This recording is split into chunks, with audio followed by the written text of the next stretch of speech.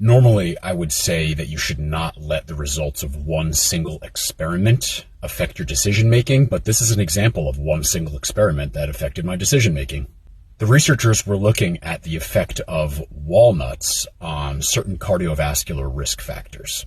So what they did was they replaced some of the saturated fat from the subject's diet with different types of unsaturated fats. So they put the subjects through 3 different phases with different unsaturated fatty acid profiles. In one of the phases, they replaced some of the subject's saturated fat intake with unsaturated fat from walnuts. In the second phase, they replaced some of the saturated fat with a similar fatty acid profile as walnuts, but just not from walnuts. And then in the third phase, they replaced some of the saturated fat with a different fatty acid profile that is not that what is found in walnuts.